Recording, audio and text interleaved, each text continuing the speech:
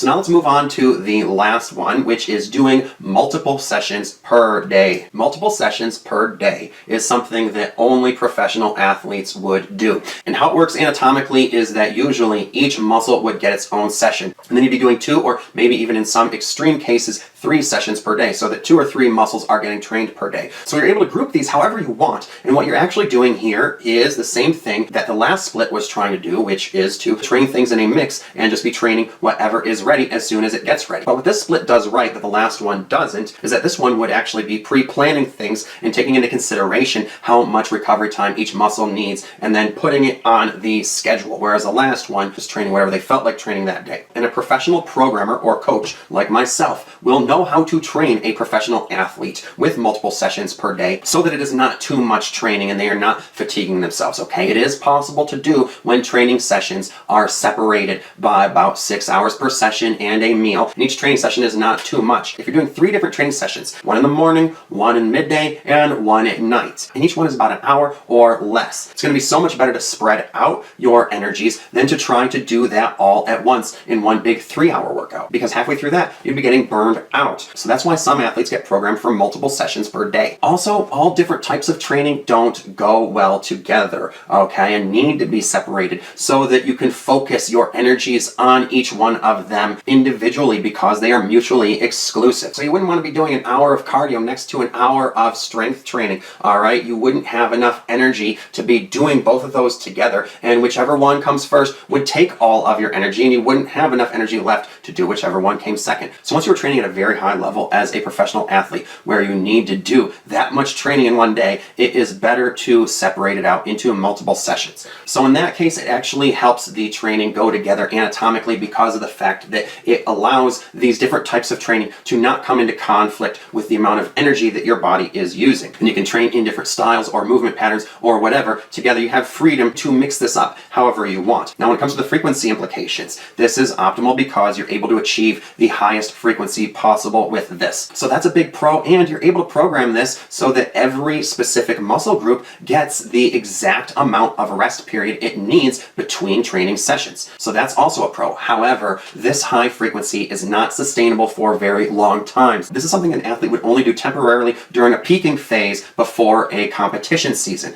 All right. So the frequency is optimal for peaking. However, it's not sustainable. And if you do it for too long, you will get burnt out. So there's some pros there, but there's some drawback as well. Now, when it comes to loading, you have full freedom here. However, at this frequency, you're probably going to be going for mostly lighter loads. All right. You're probably not going to be doing a lot of strength training here. Okay. You can certainly be manipulating that training variable and using whatever loading scheme you want, but you're certainly most limited when it comes to heavy lifting with this split than any other. So when it comes to the loading scheme implications, I would actually say that this is more on the con side. But when it comes to the volume implications, it's the other way around, because again, with a higher number of weekly sessions, that just means you are able to spread your volume out more and make high volume training more manageable with low per session volume. And with doing so many small sessions, you've got the ability to manipulate this training variable any way you want. So I would say when it comes to volume, this one is a pro. So when it comes to the pros and cons and why some people do it and why not to, well, I would say that the pros and cons are pretty mixed, but that if you are an athlete who is trying to peak before a competition, that this actually would have more pros than cons and is something that you should do for a short period of time in a periodized fashion. So this is optimal for professional athletes pre-competition season, and it's something I recommend for them then. However, for everyone else, there's more cons than pros. It would be too much volume, too much frequency, just too much work, and it's something that you would not want to do and I would not recommend trying.